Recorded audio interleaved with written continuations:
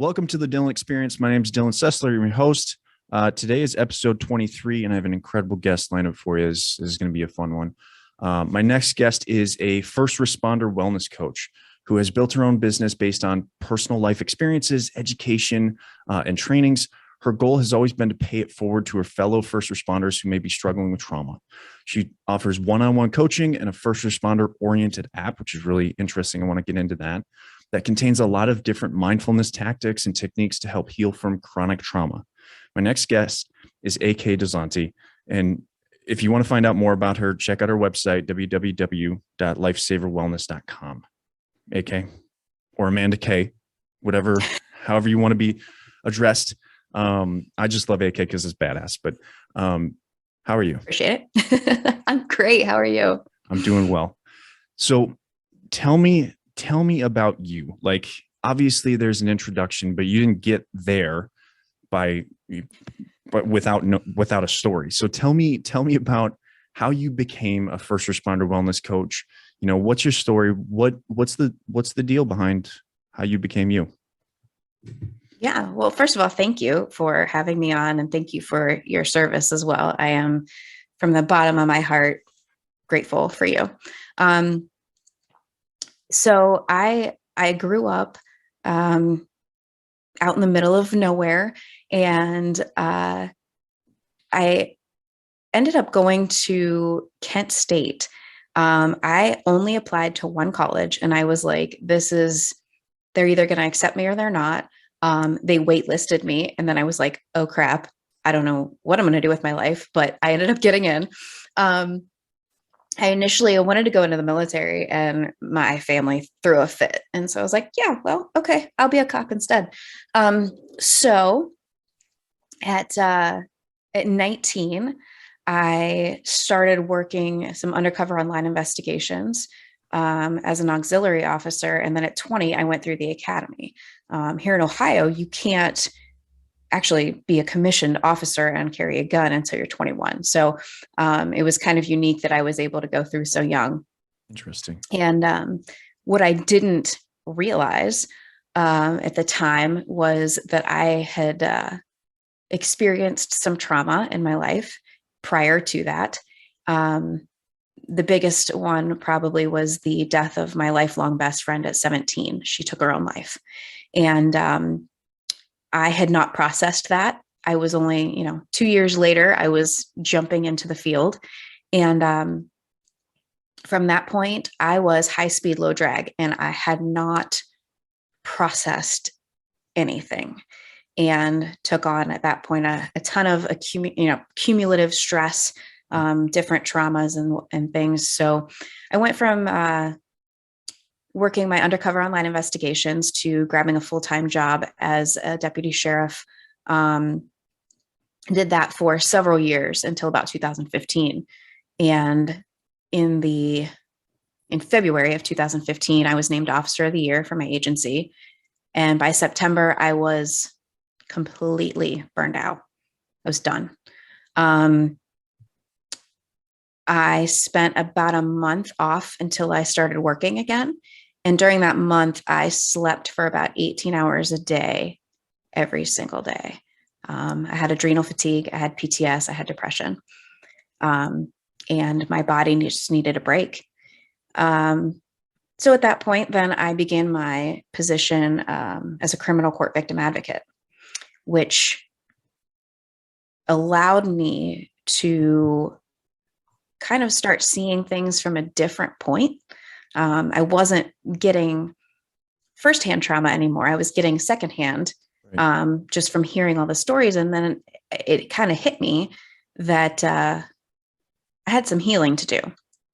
And of course, rather than do the healing, I piled on more obligation as a trauma response.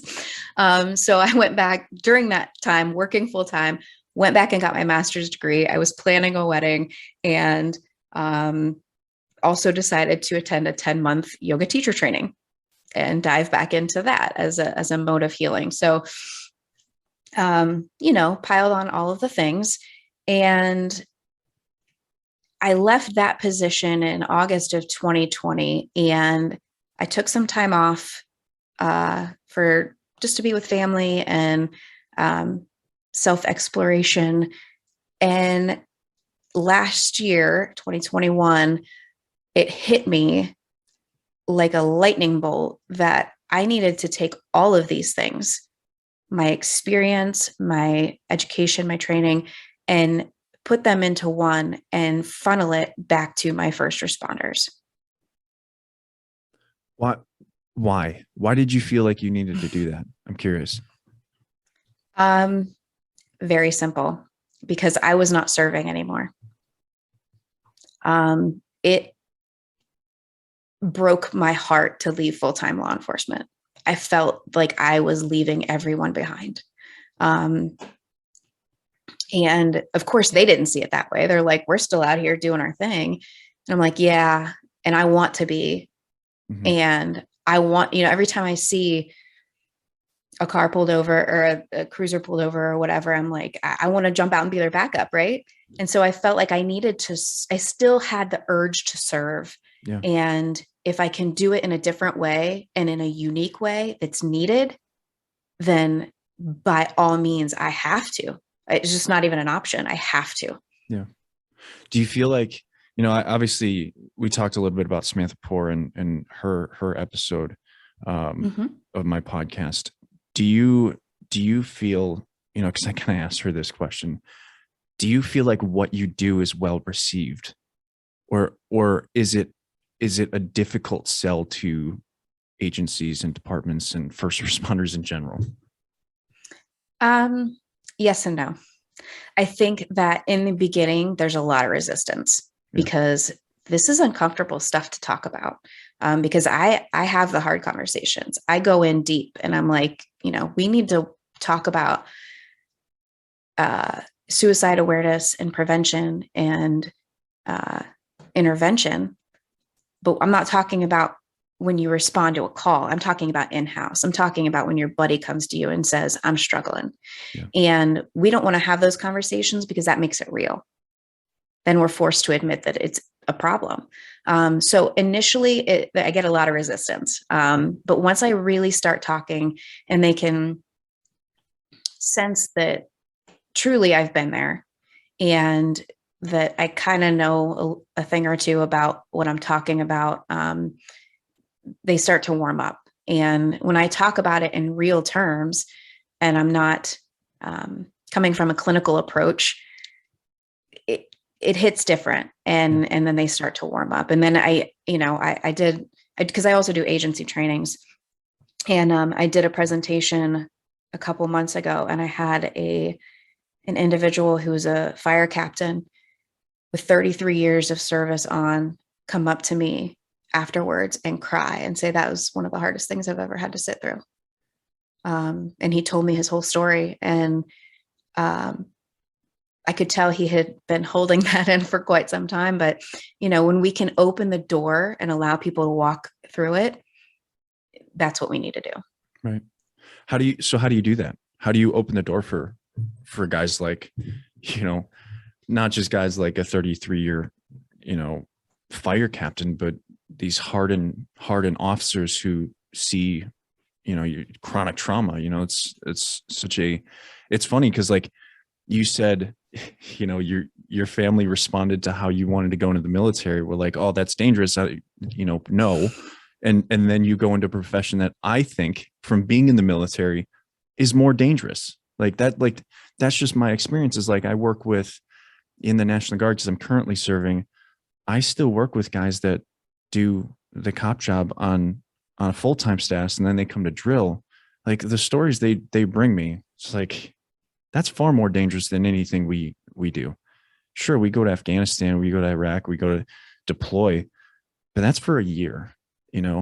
There's hostility every single day of their lives as a cop. You're dealing with the hardest and most aggressive people in society as a police officer. And how do you open that door for these guys that deal with that every single day to create vulnerability? How do you do that?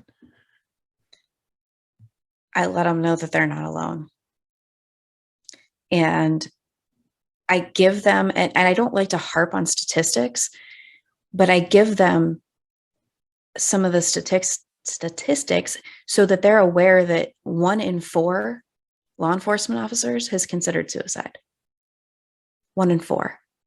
And that's huge. And so when I stand there in a room full of, these hardened first responders, and I say, 6 of you statistically have considered suicide, you've flirted with the idea. And that's a normal reaction to the abnormal situations that you were put into every single day. You're not broken. There's no shame around it. You don't have to hide it. If we can start talking about it, then we can shift the standard for wellness, and we can show that we are human beings and we need to stop pretending like we're not. So it's really just getting very real with them, allowing them to be self-aware by seeing that other people are, even their buddies are experiencing the same things and nobody's talking about it. So how do you know? If nobody's talking about it, how do you know? So that's why we need to open the door and continue to open the door and connect with other people who are doing similar things, like me and you having this conversation now, so that we can kind of build this safety net and start catching people. And because I feel like we're missing people in the blind spots, because when you're, and I know you had some experiences yourself, but when we're in the thick of it, we don't look outward for help. We're just trying to survive. And so when we, as the ones who are doing this as a profession, can reach out and say, hey, I see you. You're me 7 years ago. Let's talk about it. The cultural competency makes a big difference. Right. And that's what I think is really interesting, because I occasionally get kind of backlash from people that are like, you're not qualified to do the work that you do. And I'm like, that's fair. Right. I'm not qualified with a piece of paper and an education that's supported by research in a direction, but there's like, people don't know what they don't know. And when we really look at that concept and you look at what we're actually talking about, we have no idea what mental health really means yet. Right. We're working towards it. We're having conversations now. I think the reality is being more open. But the problem is that the mental health system, the public mental health system, and even the private one as well, is missing people, or it's hurting people. And so that means that there's a large group of people that is not looking for help because they won't go to the public system, the private system. And so they're looking for people like us that have an understanding of both, of what it means to not look for help, and also what it means to be understanding of what this knowledge and the understanding of what these people actually study, like psychology and how mental health and physical health and brain health and trauma and all these things that therapists, psychologists, psychiatrists, all of them study, and try and bring them that kind of middle ground. And I think you're right. We're the safety net for the people that get left behind. And quite frankly, first responders are probably one of the first people to say, I'm not going into I'm not going to work within the system because I know the system will fuck me over probably. And that's an interesting thing to kind of discuss, is like, what was your experience with, what happens when you say, I'm struggling in a department? What happens when you say, hey, sheriff, I'm feeling pretty terrible about myself. I've seen all of this stuff. What do you want me to do?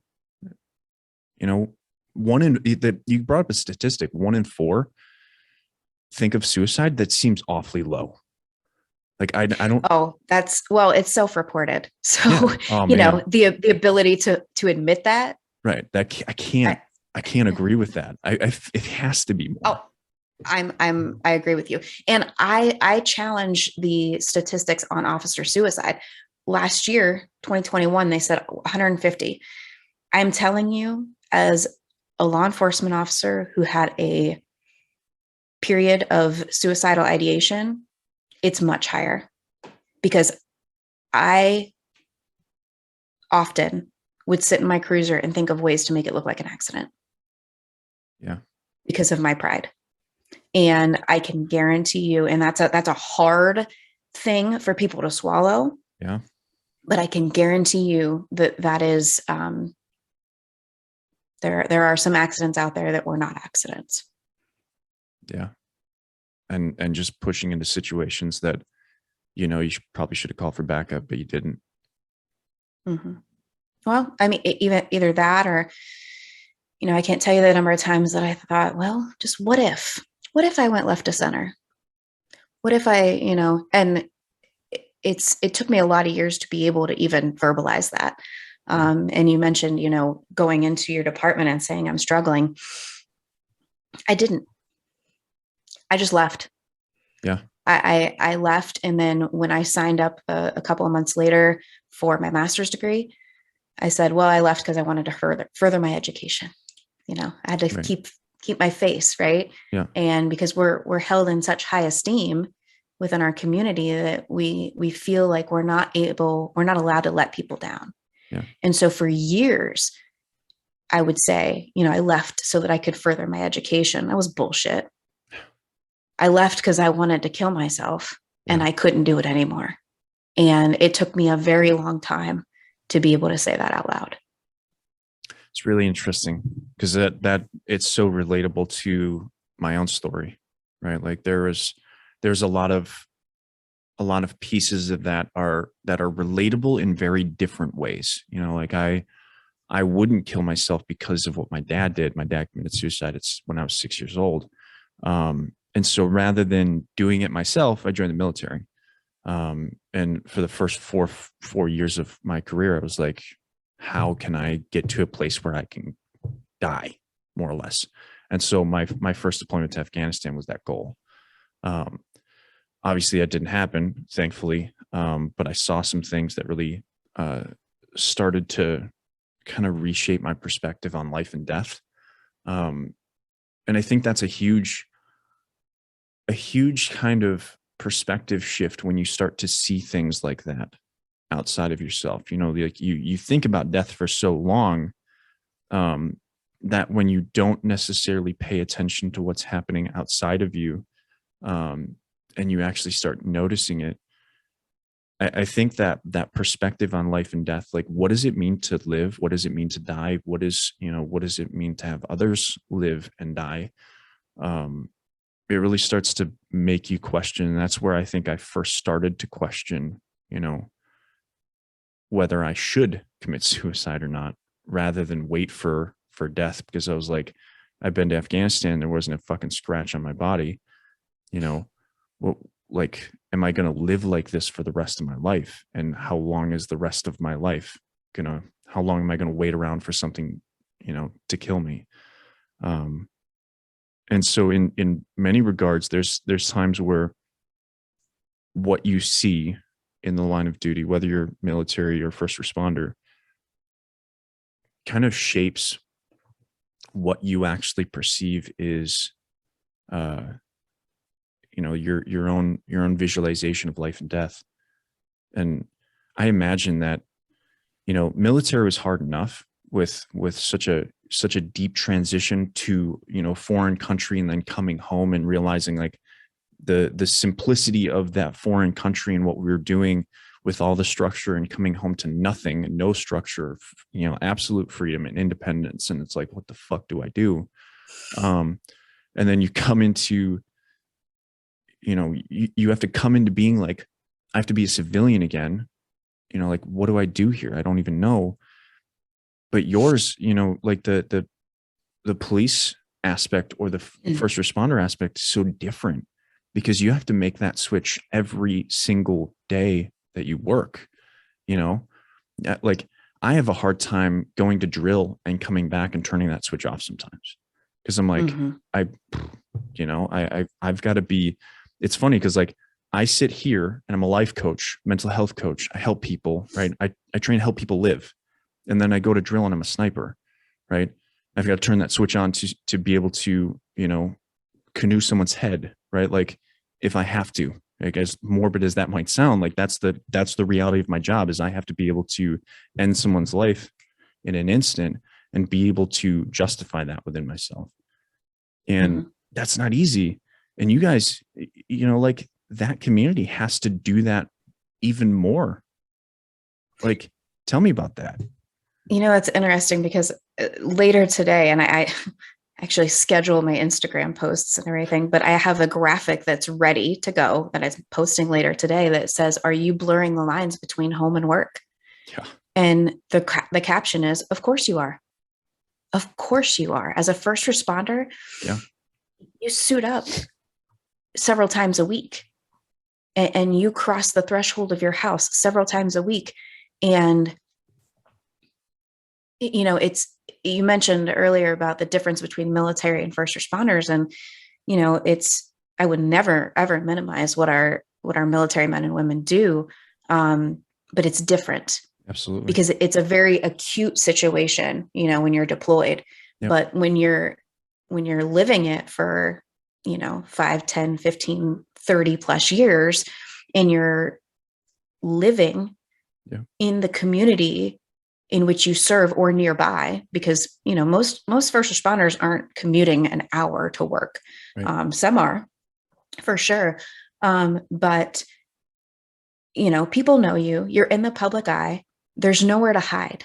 Right. Many times people know your significant other, your kids. They know where you live, and that's terrifying because as law enforcement, right, we've got big targets on our backs. Right. And that was actually a big contributor to my burnout, because 2015 was when Baltimore was hitting, and there was a big spike in ambush attacks.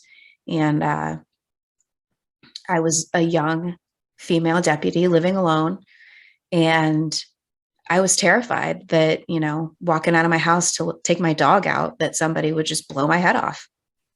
Yeah. And that was, it was increasing my hypervigilance, my paranoia. That's why I had adrenal fatigue, was because I was giving myself these adrenaline dumps at every turn. I slept with my gun. I took my gun out when I was taking my dog out to pee for 2 seconds. And I mean, it was just, I lived 5 minutes from where I worked, and I would still take 15 minutes to drive home and go the long way, and just so I wouldn't be followed. Right. And, part of that, I'm sure, was irrational. But that's things that, most people who are not first responders would never understand. Yep. And it seems extreme, but it wasn't at the time. Right. It made perfect sense. Yeah. Yeah. I mean, like I talk about this every once in a while, but rationality to me is every feeling that you've ever had in your life is valid, right? There's cause and effect, right? Is it logical is a different question, but right? Like if there's validity, if you can create justification for it, it's a valid feeling. And I think the conversation is a really big struggle, because people are like, that's not logical. And that's the only direction they come at it from, right? Like having this hypervigilance isn't logical, but I can't turn it off, because you're not looking at it from a rational understanding that there's a cause and effect here. This is the effect. You don't know the cause. Well, and when you start to understand trauma, obviously you're starting to look at the causes, and you're starting to dig deeper into, yeah, I feel this way for a fucking reason. And it's a pretty profound reason when you really look at it. It's such a hard conversation to, sit in front of someone that doesn't want to look at it. And I'm impressed with what you do, because that's such a hard community to step into and say, hey, here's this topic that I know none of you want to talk about, but I'm going to tell you about it, and I'm going to talk to you about it, and I'm going to sit here having 90% of you guys probably look at me like I'm nuts, or I'm crazy, or I'm I'm I'm a coward, or I'm a wuss, or whatever you want to talk, whatever stigma comes from talking about mental health in that realm. And then having one person at the end come up to you, or having no one come up to you at the end, right? Like, I can imagine you've probably dealt with both situations where you've had no one come up to you and you're like, did that even go over? Was that even worth it? And I'm sure obviously you've had like 33-year fire captain come up to you and be like, that was what I needed. Mm-hmm. It's remarkable. Like, when that happens, when you have a situation where no one comes up to you at the end, no one talks to you about what you just taught them, what do you do internally? How do you deal with that? I honestly don't know that it even affects me, because I know that if I were them, or when I was one of them, I wouldn't have gone up to anybody afterwards. I wouldn't have gone up to that person. And what I find is that when nobody comes up to talk to me afterwards and there's crickets, that's when I get the emails. Yeah. That's when I get people reaching out on their own.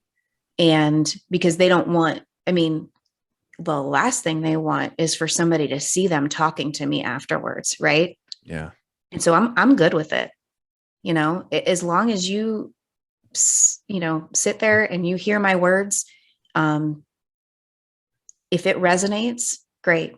If it doesn't, okay.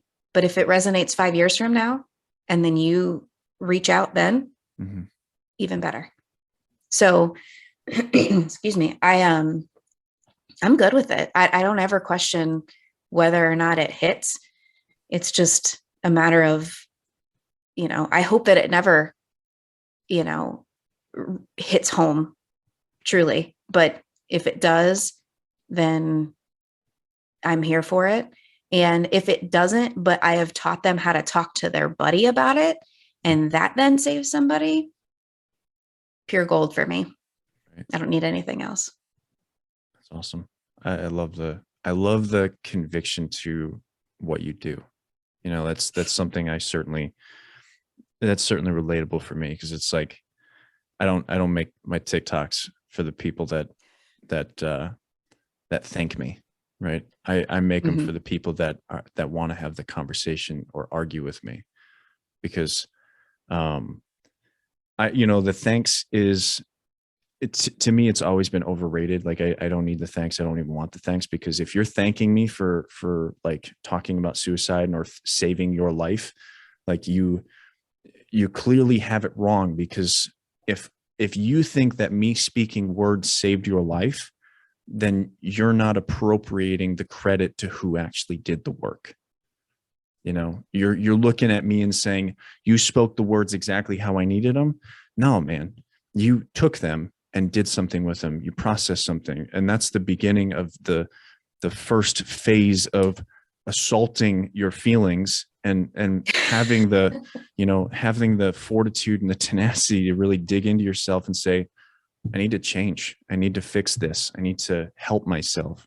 And so, like, I don't do it for the thanks. I do it for the people that want to step up and be like, I hate myself, and I want to come to you, Dylan, because I hate myself so much that I'm willing to have you come in and tell me things that I do not want to fucking hear. That's why I do it. It's such a hard job that I think you and I do at times, that we don't even give ourselves credit for it sometimes. It's just such a conviction for us sometimes that we don't do it for the thanks. We don't do it for the pity or any other bullshit. We just do it because at one point we never had it, and we know that people need it. And there's not much else to it. We can tiptoe around all the fluff, but the reality is like, we want to provide something in the future that we never had in the past. And it's quite simple. Well, and I think too that just sharing our stories, that alone shows people that you can get out of that space. Mm-hmm. And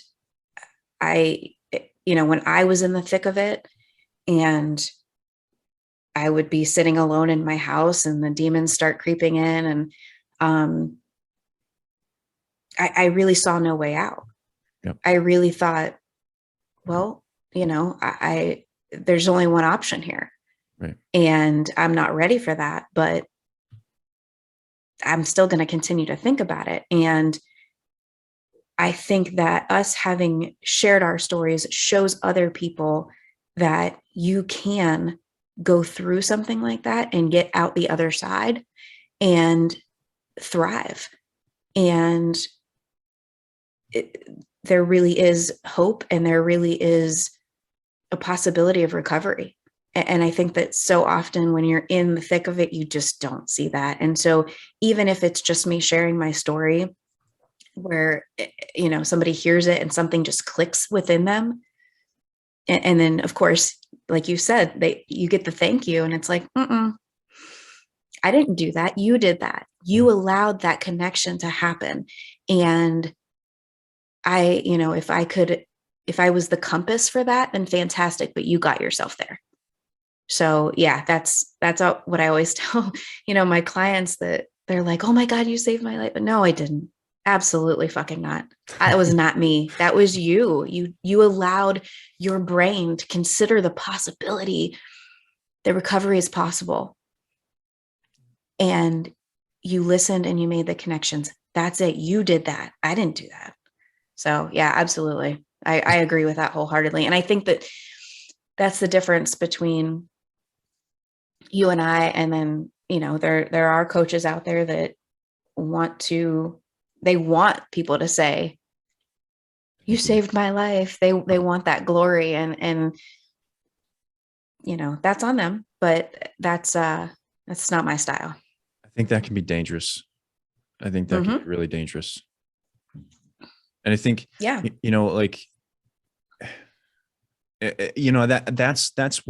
what worries me sometimes, is that I don't want to share an image here, in my content, in my podcast, or anything that I do, that, I want to create leaders and healers for the future, but I don't want people to look at it and say, I need to be thanked for what I do. I need people to be grateful, because I've seen that so much in my life. I've had people in my life that said, you're not grateful enough for what you have. You're not grateful enough for what I've given you. And it's like gratitude is such I think, a misunderstood concept, that there's this, it becomes so connected with the idea and the concept of love in our lives, in our relationships, that if someone gives us something, we're supposed to be grateful for it. And I know, even now I struggle with that with my son. And I'm learning to kind of take a step back and say, he doesn't have to be grateful. He doesn't even understand the concept of gratitude right now. He doesn't understand to be grateful for life, because he doesn't understand life, and I think it's so misunderstood, and it's used and misused quite often, to where, if someone does something for you, you're supposed to be grateful for it. And quite frankly, I think that's in many regards, it's manipulation. It's used in a way where the only reason I do things is to have people to be grateful to me, to be supportive of me. And I need that gratitude for me to understand what I need to do in the world. And I think people have that backwards. I think people really need to understand who they are. They need to understand their identity, where they came from, to appropriate where exactly they want to give. Because when their giving comes from a place of identity rather than from a place of gratitude, you actually start to understand how to be happy with yourself, and to be proud of yourself, and to be supportive of yourself. And then everyone else just tells you, okay, this is what is really good to talk about, which really helps people, which really kind of narrows down my message. And it's not necessarily that you can't step outside of that. It's just that you know what people are looking for, what people need to hear, and that's what keeps you kind of sane. But there's always a little bit of insanity you want to give in there, right? Like I made a video this morning that I'm going to post later today. It was super insane of me, very different from me, but I love it. Like that's my own kind of quirkiness of using an accent, being kind of funny, and talking about the same stuff I talk about in a different way, and that becomes security in itself. Is that you come from a place of identity rather than a place of, okay, I'm doing something to please this person, to make sure they see that I'm grateful to it. And that's bullshit, because that creates a separate identity you have to fill, and you can't focus on your own. It's fucked up. Well, and when you think about it, the purest of intentions are never transactional. Yeah.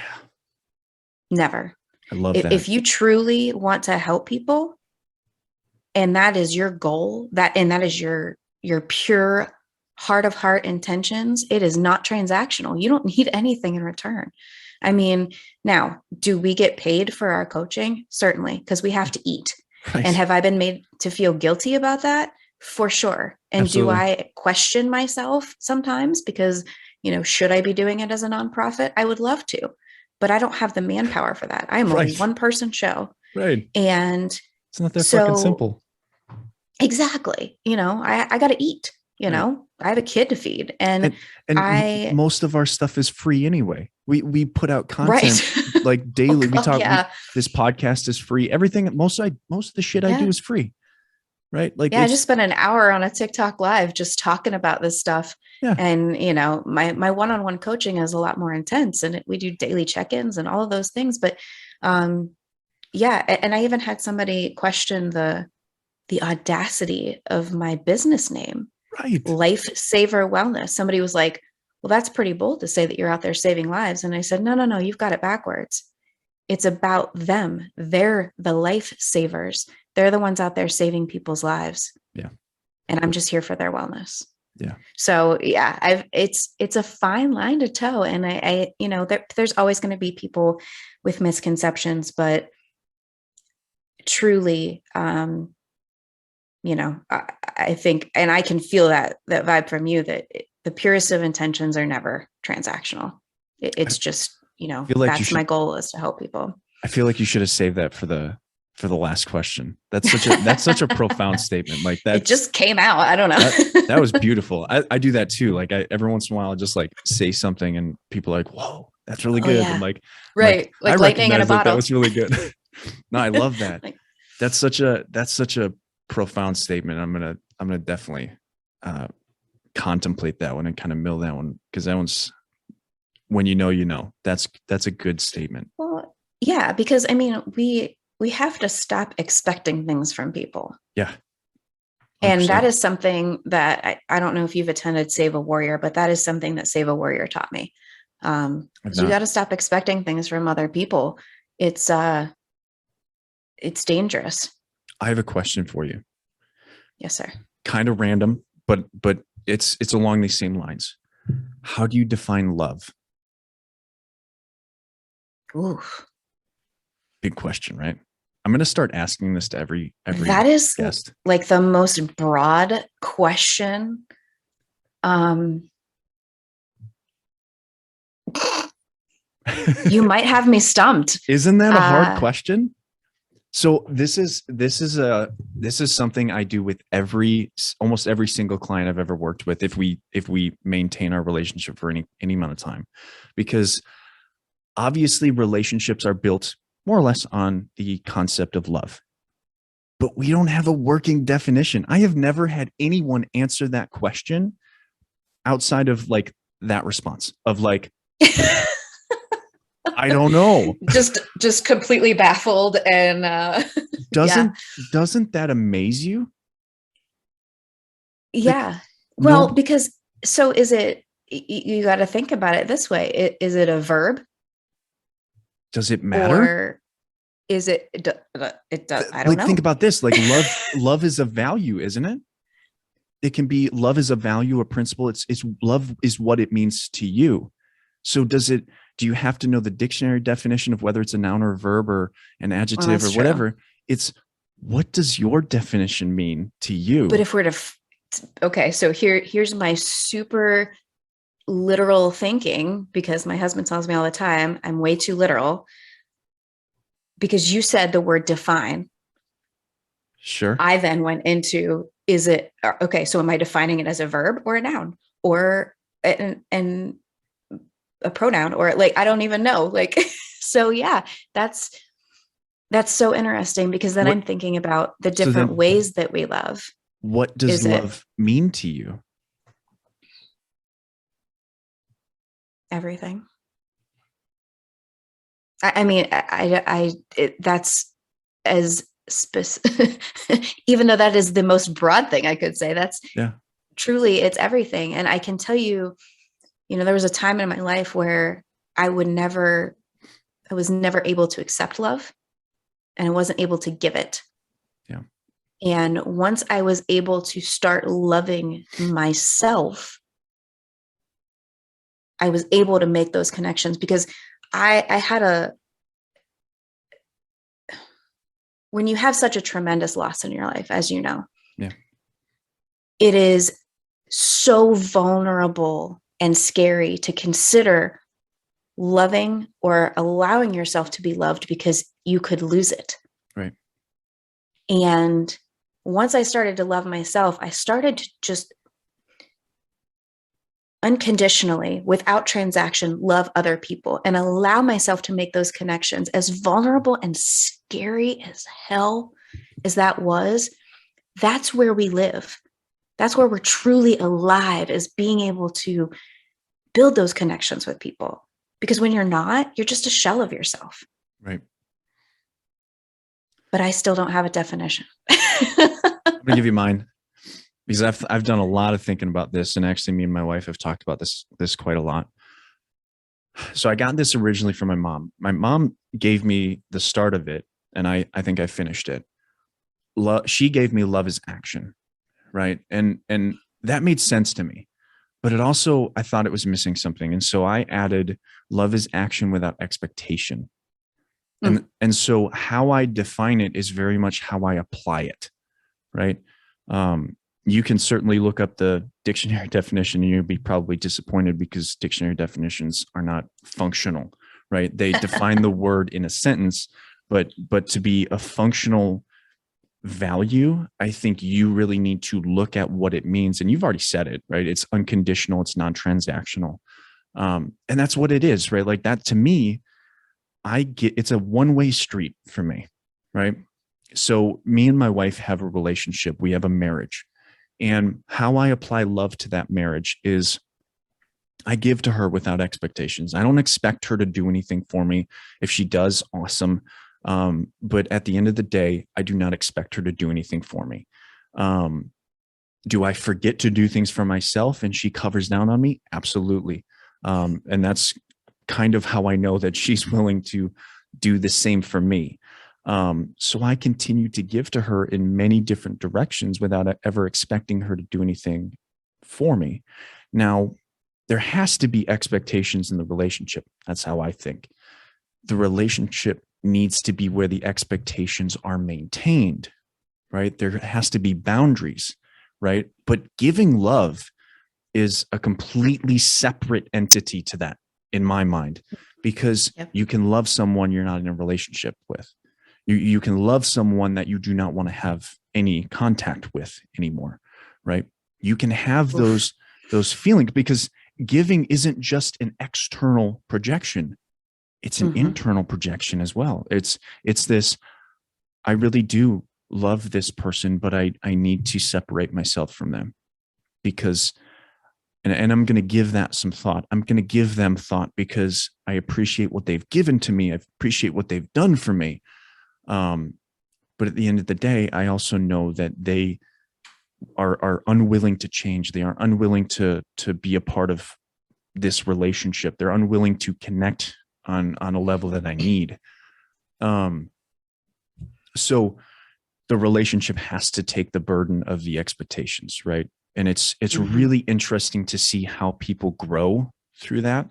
I see people with all sorts of different kinds of parents, right? And parenting is so interesting to me, that the expectations that parents have on their kids is crushing more often than not. I rarely see parents look at their kids and say, I have no expectations of you.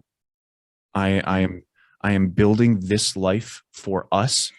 And I look at you and say, whatever you want to do, you do it. Right. I think you are special. I don't expect you to be exceptional. I don't even expect you to, do what I want you to do. I just want you to understand that we have a relationship here, that I do offer this. I do have an expectation within our relationship as a family that we communicate effectively. Right. And I'm kind of putting in my opinion now. I feel like communication and communicating effectively is the only expectation you should put on your family. Outside of that, telling them what to do, telling them how to live, telling them you think you know best for them is, from my experience and from the people that I've worked with, is one of the harshest things you can do to your family. Yeah.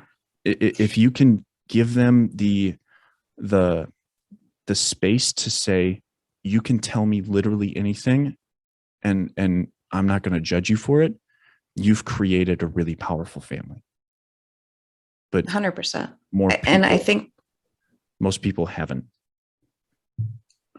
Well, and I think it's interesting to dissect the love from the relationship. Yeah. Because it really, there has to be some place where you are able to protect yourself. Yep. And that is within the relationship. But, love. And so now that I'm thinking about it, love is a choice. Yeah. Love is a choice to you said the action, but yeah, it's a choice. And so I can love somebody that I don't have a relationship with anymore. And then I think about, with parenting,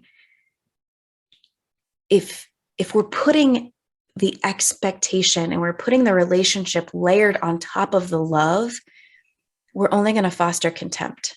Yeah. And shame and disappointment.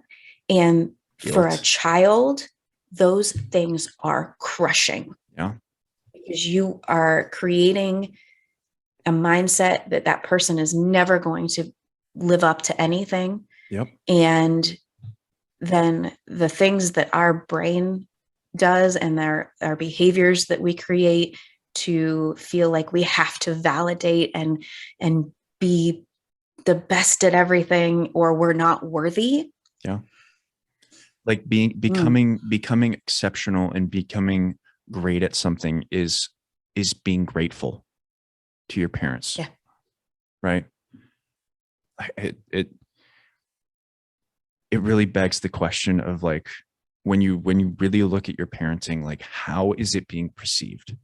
I think of that so often because I'm a stepfather of a 10-year-old.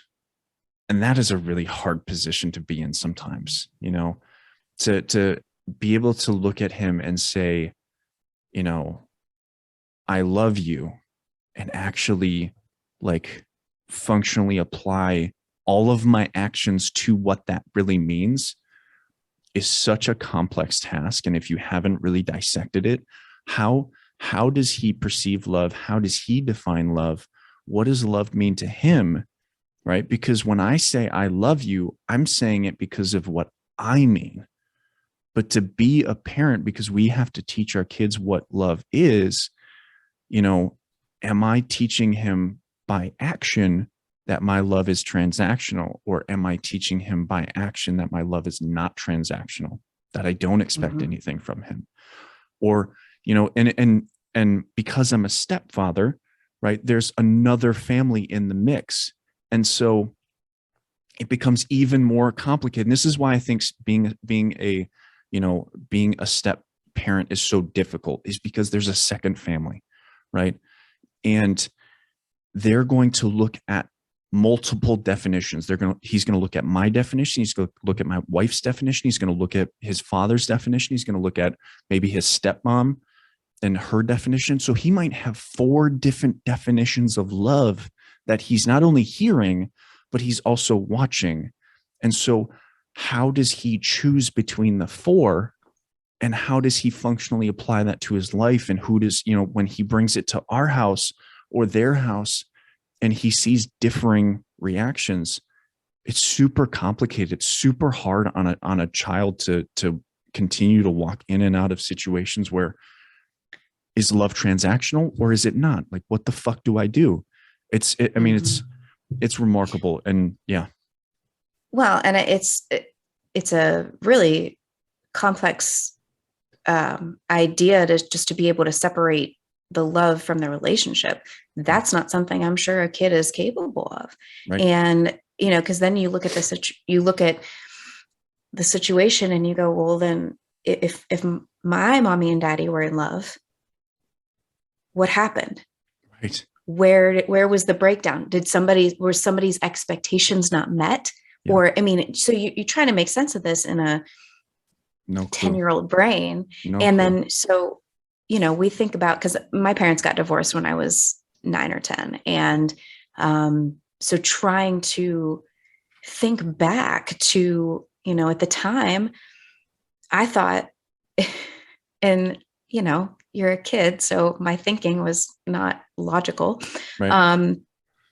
And I thought, well, I've hit the age where I'm not really that cute anymore. And neither one of them wanted me. So they're just going to share me. I thought it was all about me because your world at 10 is this big. And so I thought, well, I'm not like a puppy is cute for a while and then they're just a dog. And I thought, well, I'm just a dog now. Like, and right. they just don't want me anymore. And so they're going to bounce me back and forth. And yeah. It looking back, that makes no sense, but at the time, and so now it was rational. It was absolutely rational. There was cause and effect there. Well, I suppose, but definitely not logical.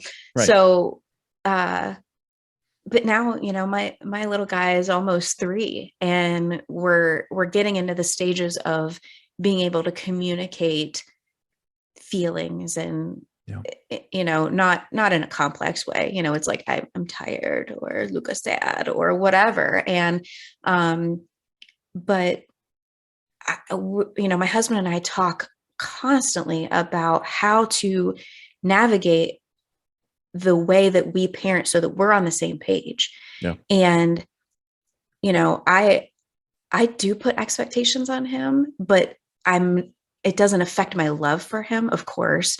Right. But, I want my child to have good manners. And so I ask him, please say thank you and please, and, whatever, and excuse me. But in his mind, this really has me thinking now, in his mind, he is not able or capable of separating the expectations and the love. Mm-hmm. And so that's something I really need to be, cognizant of as he starts to grow up. And right. I love that. I think that that's so important to recognize that there is a distinction. Yeah. I've been thinking about this a long time.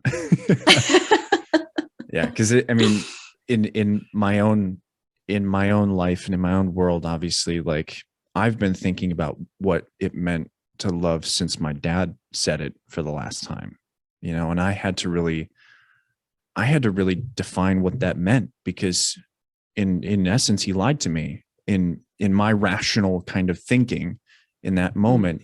He said, I love you. And there was a part of me that knew that he wasn't coming home that day, when he said that to me.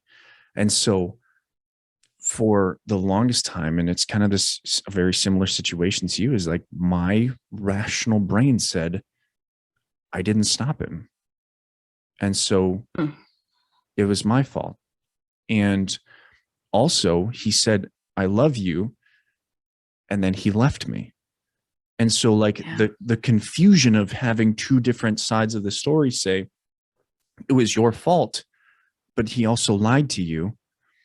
Like trying to make sense of that at 6 years old, there was no logic there. It was just this rational kind of thinking of that feeling as valid, and so is this one, and so you should be ashamed of yourself and you should feel guilty, because you knew, and so I built this castle of shame and regret and guilt, and I never had the ability to express that and talk about that, and open up about that. And quite frankly, the logic never came around until I actually put a gun to my own head and had to actually address this feeling of, it wasn't my fault. Because for the first time, like looking back on my story, for the first time, I actually felt like I was connected to my father when I put a gun to my head. There was a very big eye-opening moment where I was like, I know how my dad felt that day. Because it wasn't the same. It wasn't, you can never be 100% empathetic to a situation that someone else goes through, but I got as close as I can. I knew what it felt like to be, to see other people in pain because of me, to see other people suffering because of me. I had recently broken up with my girlfriend. I was kind of struggling with a relationship with my mom. Same with my sister. I was just in a bad place, and it got to a point where I was like, well, what's the point anymore? What's the point in waiting around for something to kill me? Why not? And so I got to that point, and for the first time, I really thought about what my father felt. And my father was an alcoholic. He was he did drugs. He did, he's a chain smoker. He was going through a lot of different things. I think he was going to get diagnosed with bipolar. He had severe depression. And I was not in that state. Like from the onset since my father committed suicide, I told myself I would never drink, I would never do drugs, and I would never do tobacco, and I would never commit suicide. Those are 4 rules I set for myself. I've adhered to all of them, and at the time I was looking at myself and I was like, I've followed all those rules. I'm not like him, like I'm in a place where I'm about to make a decision that was like him, but I have not made decisions like him. And so I'm not that kind of man. I'm not that kind of person. I may have hurt people, but maybe I need to really rethink, was that hurt necessary? Was that hurt for me, to grow? And was it something that they can benefit from? Like I had to really rethink about what did it mean to be in that situation? And what did the guilt mean? What did the shame mean? What did the regret mean? Were those things actually logical? Because I'd never really decompressed from what that moment meant for me. I'd thought about it every day for 20 years. I had never actually talked about it. I would be able to tell people my dad committed suicide when I was 6, but not one single person ever got me to talk about what that day was like. And for the first time, I don't really remember if I had that conversation with my mom or family or anything like that. But for the first time, I actually told my mom, like three days later, I told my sister, my 2 best friends, and my mom that I had almost committed suicide, a day or 2 ago. And those were, my mom was the hardest conversation I've ever had to have in my life. Like since then, like nothing compares.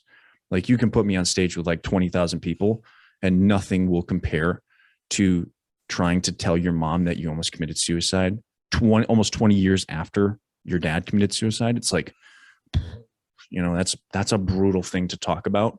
And I couldn't say it in words. I had to write it down and give it to her and then just cry, but yeah, when I really think about it, like as a kid, it's rational. It's just, it's pure rationality. There's no logic there. I don't even know if my son really understands the logic yet. I think he's getting there. 10 years old is still quite young. And I think he is developing the understanding of, oh, that's not something I really need to focus on. That's not something I really need to build up. I don't need to hate myself for making a mistake, because someone wanted me to do this. I need to learn how to adapt. I need to learn how to grow. I need to learn how to, not suppress this and feel this, and shape those thoughts. And it is really interesting, watching my son do it and see the difference in, how he's actually understanding rationality versus logic. And I think that's, the love is interesting, but I think that is even more interesting, is that use of logic, and when does that start happening? It's really interesting to me. Well, and as you were talking, I was thinking, you said it wasn't until you were in that same situation that you connected with your dad. And at that point, I'm sure and I don't want to put words in your mouth here, but I can imagine at that point you realized that what was going on with you was nobody else's fault, and that you probably, hopefully, clicked that his actions were not your fault. Right. And, but I agree that it's very interesting to start thinking about the rationale and the logic, because you created a strategy. Yeah. You thought, well, okay, he drank and he smoked, and these are the things that I think maybe contributed. So I'm going to create a strategy, and I'm not going to do those things. And that's going to keep me from that place. And I think that sometimes the biggest threat to us is that which we do not perceive. Yeah. And so, when we think we've created a strategy and we're good and we've compartmentalized and we've done this and we've done that I'm good. And then all of a sudden it smacks you in the back of the head and you're like, right. Oh, wait, my strategy's not working. Right. I have to be honest with myself. That sucks. How do I do that? Right. It's the moment where, like, you get hit in the face, and you never thought, it's such a rational thing to do, is to create that strategy and say, this will solve all my problems.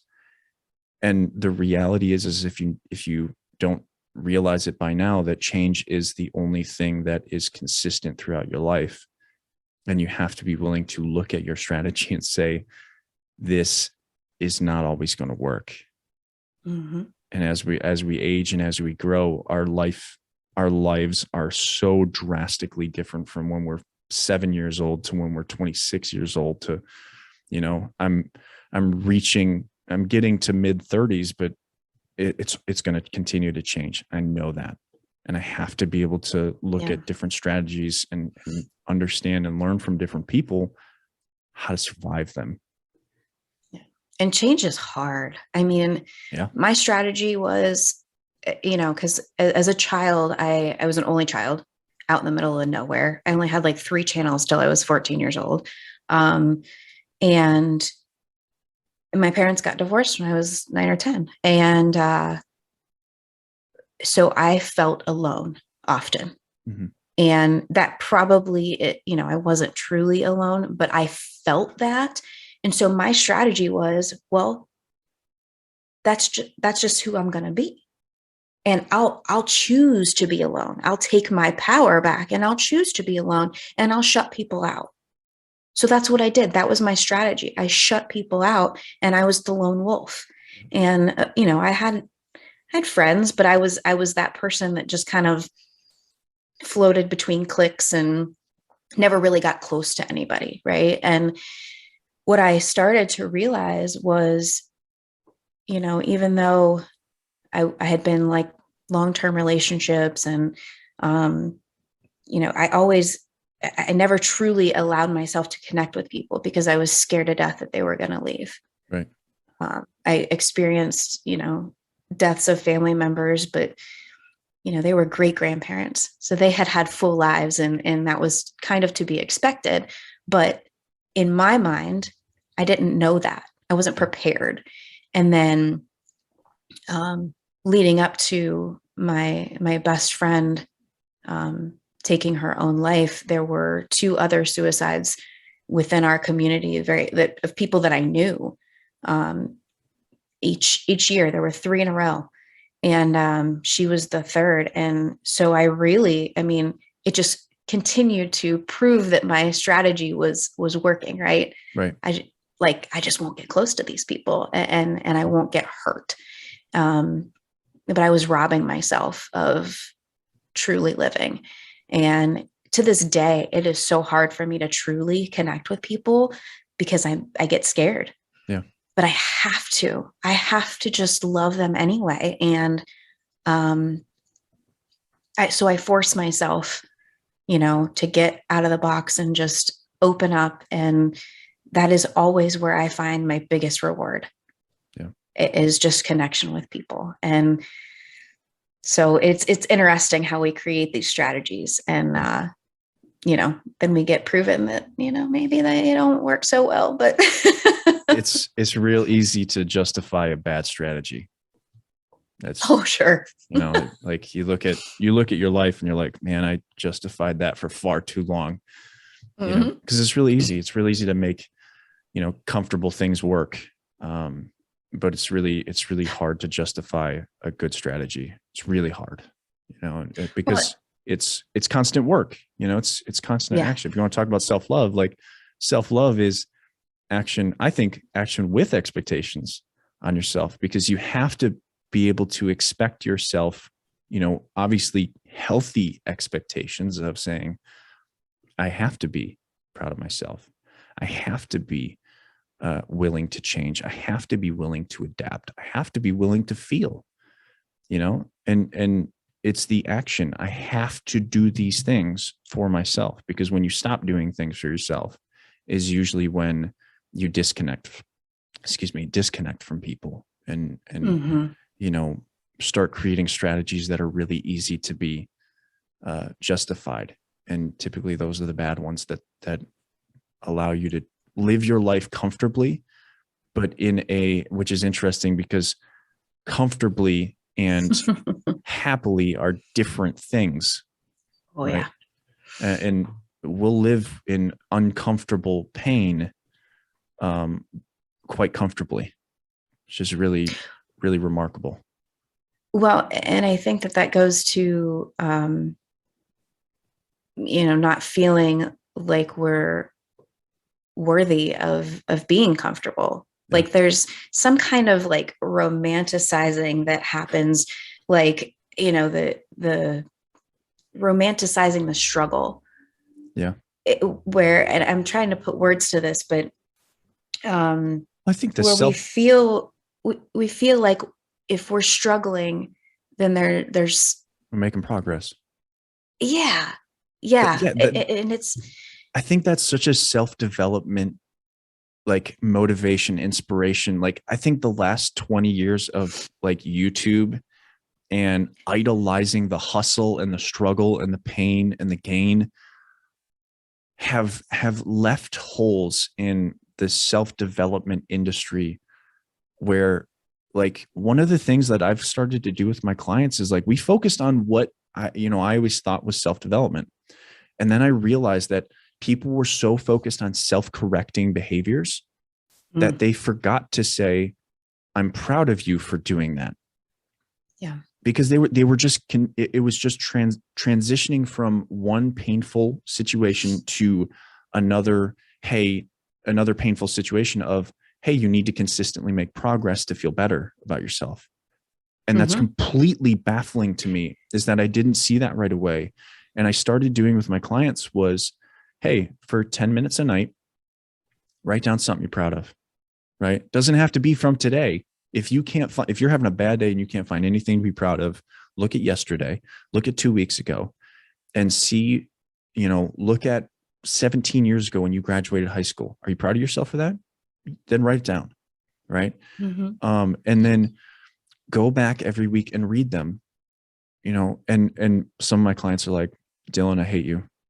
I hate you because that's the hardest thing I can actually try to do for myself, is actually look at the things I'm proud of, because I want to say I'm not proud of myself for anything. And I'm like, change, right? It's the action. Like you have to start doing things. You want to correct one of the hardest behaviors, appreciate yourself. Self-appreciation is it's not gratitude. It's not, I'm thankful for me. It's, I appreciate the effort. I appreciate what I've had to do to survive. I appreciate who I am as a person, my identity. I appreciate my, my quirky humor. I appreciate my empathy. I appreciate all the integrity that I've put forth over the past 7 years that I didn't have for the first 19 years after my dad died. Like that stuff is looking deeper within yourself and actually appreciating who you are, I think is the best self-development that you can do for yourself. Yeah. Yeah. And I think, we talk about, personal growth and personal development, and people are like, okay, what do I need to do? What do I need to fix? And it's like, they want you to give them the checklist. Yep. And it's like, okay, let's pause. Yeah. Let's pause for a moment and give yourself permission to love yourself. Give yourself permission to feel comfortable with who you are. And then we'll work on the checklist later. But so often we, and I'm the same way. Like I mentioned before, I left full-time law enforcement, high speed, low drag. And I went right into piling on all of these things that were totally unnecessary. I mean, the wedding was pretty necessary, but I didn't have to do all of that at the same time. Right. But we do that to ourselves. And it's kind of a form of numbing. Mm-hmm. Like if I can focus on the task, then I don't have to, maybe then I won't have to focus on really feeling my feelings. Yeah. I just focus on the thing, right. The journaling, the meditation, but really all of those things are just avenues to get to that. And sometimes I think we forget to pause. Yeah. And that's my biggest thing is to just get people to pause, especially as first responders, because we just go and go and go. And I call it being a chain achiever. Yep. Because you're like, well, I got this one thing I got going on, and then I'll, take a break. But you don't, because 3 days before that thing's done, you're looking for the next thing and the next thing and the next thing. And right.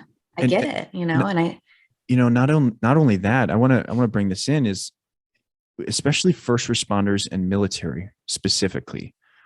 And certainly this applies to other places, but I think these two communities specifically, if we aren't a part of actively working, we're failing the team, right? We're failing the people around us. We're letting others down. It's that when do you shut that off? When do you say, you know what? Someone else can pick up the reins. Someone else has to step up, right? And on the contrary, you want to talk about the stigma within both communities is if you're not good enough, you're going to get people hurt. You're going to get people killed. And, that might be a fair statement, but at the same time, it's not a beneficial statement for the people that are actually struggling. Right. And that's it's a difficult conversation to have with alphas. I hate using that term, like cause I don't agree with it.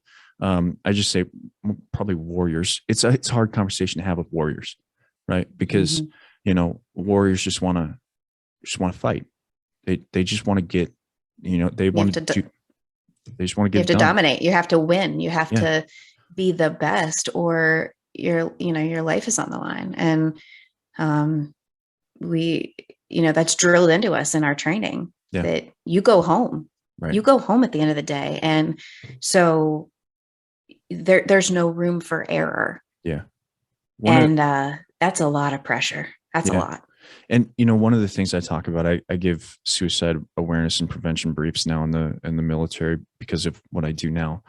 One of the things I talk about, I'm like, when I usually give those briefs, we're usually in an armory, safe and sound in Wisconsin. I'm like, where are we?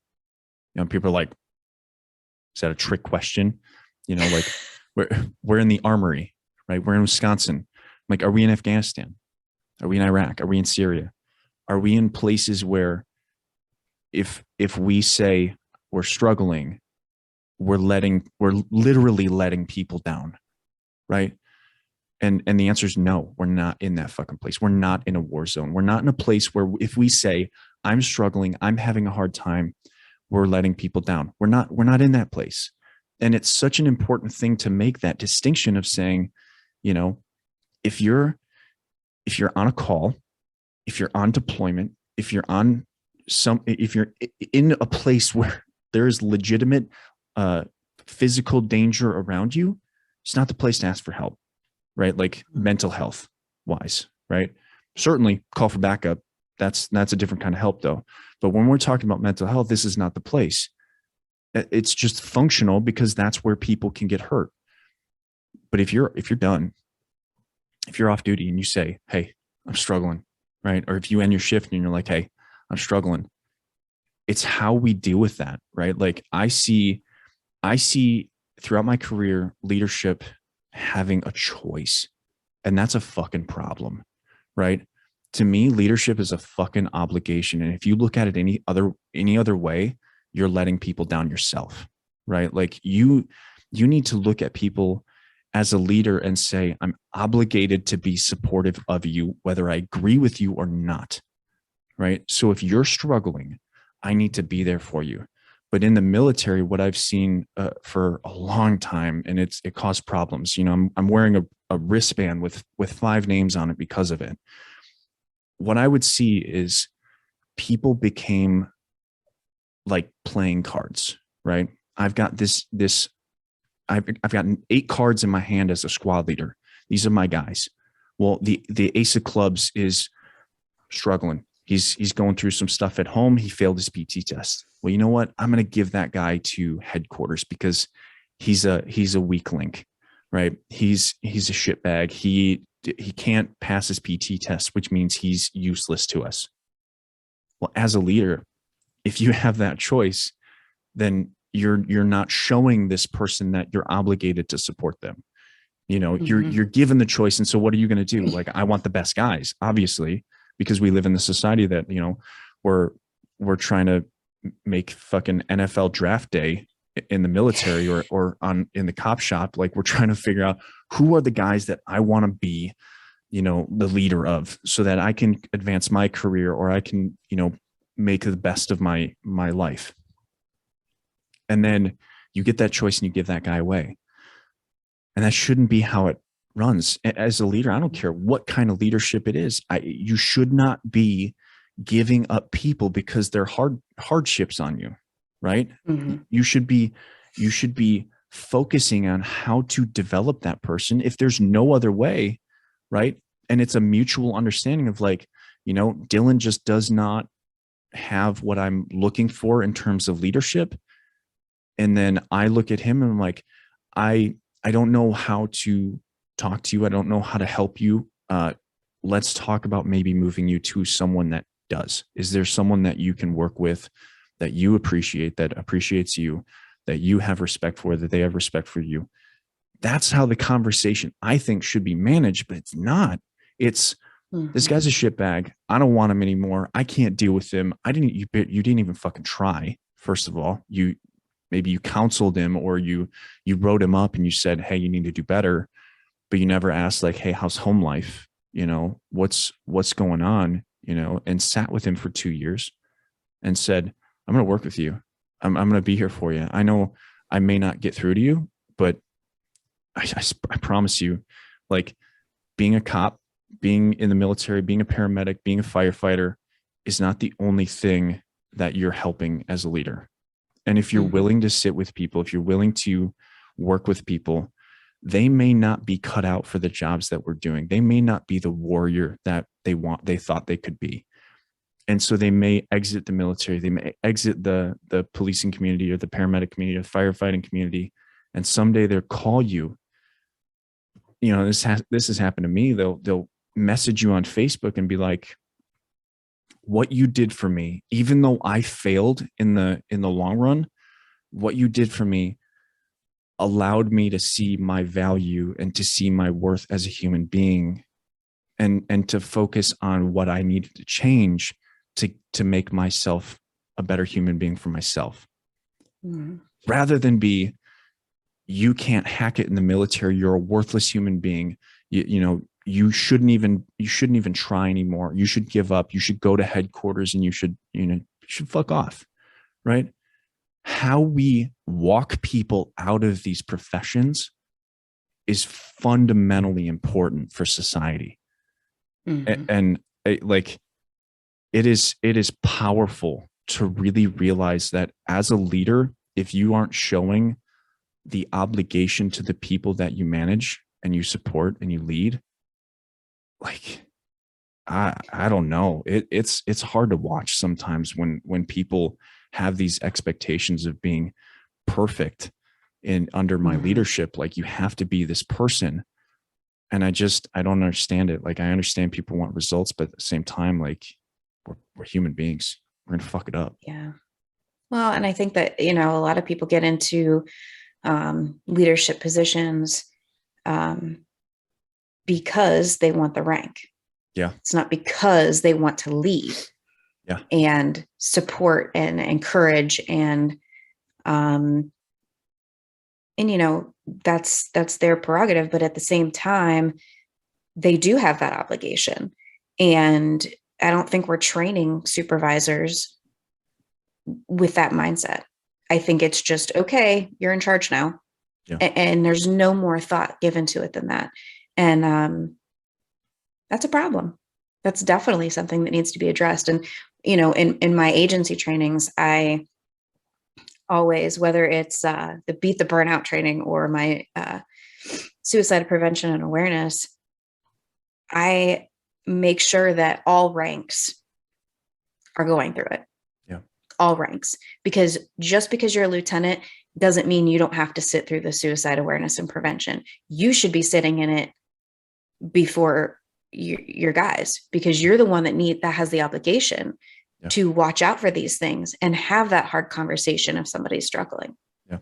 And so, yeah, I those are definitely, concerns in both the first responder world and the military, that just because you have rank doesn't mean that you're only a supervisor. You're also a leader, and you have that responsibility to them as humans, not just as soldiers or cops or, but as a real person, underneath the uniform.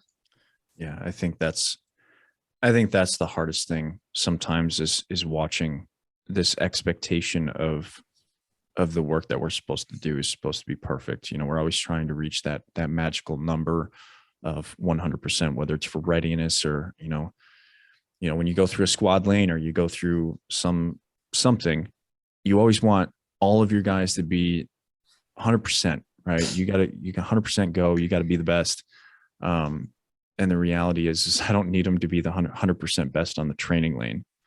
I need them to be the best on deployment. And even then I can't expect them to always be the best. And that's why I need them to communicate. It's just like a family to me. If you can create a family that communicates, if you can create a squad that communicates, then guys will cover down for each other. Guys will support each other. The guys will help each other out and look out for each other and come up to me and say, hey, Smith is not looking so good today. Maybe you should have a conversation with him, see if he's actually ready to go out on mission. And I go have that conversation. And Smith is willing to say, yeah, I'm struggling. And I with no judgment say, stay back. We'll figure this one out. Right. We'll pull someone in, or, we figure that out. Like, having the ability to have those conversations will be convenient for everybody else. No.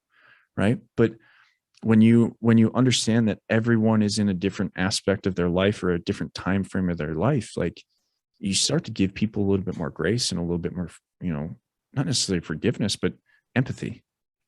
I don't like forgiveness. Yeah. I think forgiveness is a stupid idea. Personally, like, because what, they're supposed to apologize because they've been through a bunch of shit. Right. Like, how does that make sense? Like, people are gonna fuck up. They're gonna get it wrong. And if you expect someone to apologize for feeling what they're feeling, that's just gonna make things probably worse. It's going to make them not want to be around you. It's going to make them disconnect. So I don't want to ask for them to be sorry so I can forgive them. Like, I want to empathize with them so I can understand. All right, your intention was not to hurt me. If your intention was to hurt me, and you feel bad about it, I would expect you to apologize. If your intention was to hurt me and you don't want to apologize, I'll forgive you on my own time, and I'll deal with that boundary in its own way. But forgiveness is such an interesting thing that we've built up so much in our relationships, that I think it's just like gratitude. It's almost a questionable use of our time. Yeah, I think it's become a buzzword, Yeah. kind of like gratitude. But when you think about those pressures of not being able to mess up or being 100% perfect, our jobs are abnormal, and it's a high stakes game. There's lives on the line, right? But at the same time, we do need to recognize that we're dealing with humans and not a bunch of robots, right? And there's a lot of variables, and things can get messy. But if you're not prepared for that, then you shouldn't be in a leadership position. Yeah. That's a tough pill to swallow for some people. Mm-hmm. That's a real tough pill. Oh yeah. To swallow. Well, and I think, when we talk about this stuff, people think, it's gonna make people soft. And, that's why some of my stuff's a hard sell, because, I'm talking about mindfulness tactics, and they're right. like, oh my God, you're going to turn us into a bunch of hippies. And like, no, it sharpens you, because when you're more self-aware, you can be more confident, you can be more precise, and you just revert right back to your training, and you don't question yourself. Yeah. And but it's such a different approach that people just shy away from it, because it's going to make us soft, and we have to do things like they did 30 years ago. And I'm like, well, those worked so well. Right. Yeah, I know. I feel you. Well, how do you feel? What do you think? We've been talking for almost an hour and a half, if not close to it. Do you have any words, further words that you want to discuss, or anything that you want to share, or should we ask the final question? Ooh, the final question. Have you thought about it? I think we just do it. I thought about it a little bit. And it pertains, well, I'll let you ask it first. Yeah. Amanda Kay, AK. I love that. I love AK. If there was a message you could leave the world, what would it be? Be kinder to yourself. And to dive just a little bit deeper, we so often, it's really become a buzz phrase to humanize the badge, because we want people to see us as human, right? In law enforcement. And I would challenge you to really think about that in a more complex way, because we need to humanize ourselves before we can expect anybody else to see us that way. And we need to be kinder to ourselves and give ourselves permission to be human. And so that starts within, and it starts by being kinder to ourselves. And I think everybody, first responder, military, civilian, whatever, we just need to be kinder to ourselves. Yeah. That's really profound. I like that. I like the humanize, the deeper kind of intricacy of humanizing the badge, of humanizing yourself first. And I love that. Oh, for sure. Because we expect other people to see us as humans so they can forgive us for our mistakes, but we don't forgive ourselves. Yeah. We don't. And, there's that word forgiveness again, but we don't allow ourselves permission to make mistakes. Right. And, we really, it's a high stakes game, and, lives are on the line. But if we're not kinder to ourselves, then that perpetuates a whole nother issue where lives are on the line in our own hands. Yeah. Well, I love that. I mean, I've loved this conversation. This has been awesome.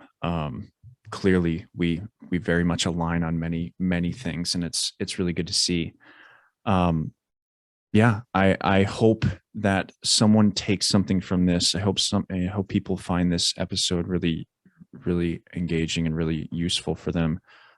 because it was a great conversation to understand more about what you do and how you do it, because it's such a difficult community to have that conversation in. And I applaud you for not only attempting it, but being successful in it. And I hope you only more success, because it needs to happen. We both know that.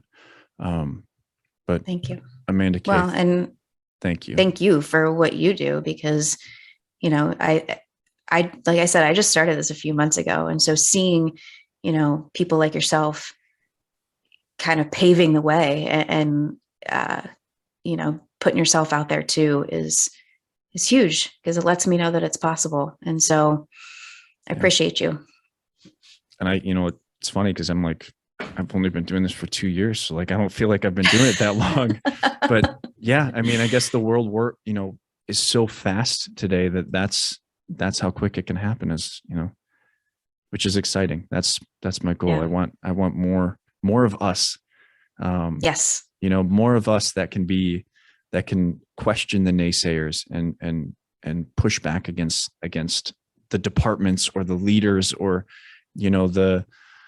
the misinformation about what we do and what we talk about. And just, yeah, I love it. I'm glad there's you, and I'm glad there's me. I'm glad there's more people kind of stepping up and sharing their stories and talking about this stuff. And, if you're in the audience out there and you're kind of listening to this,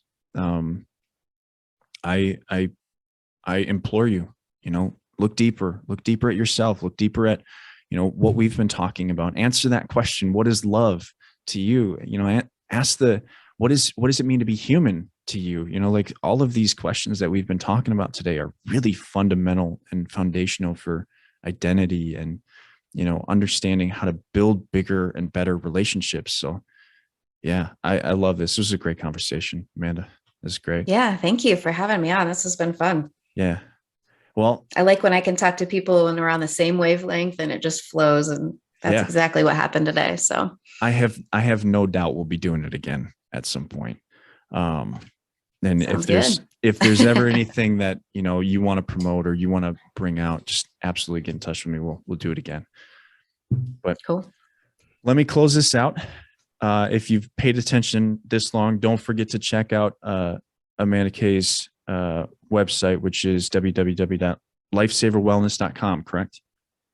Check that out. She's on Instagram. She's on TikTok. I actually found her on Instagram. She's got great content. Just check that out.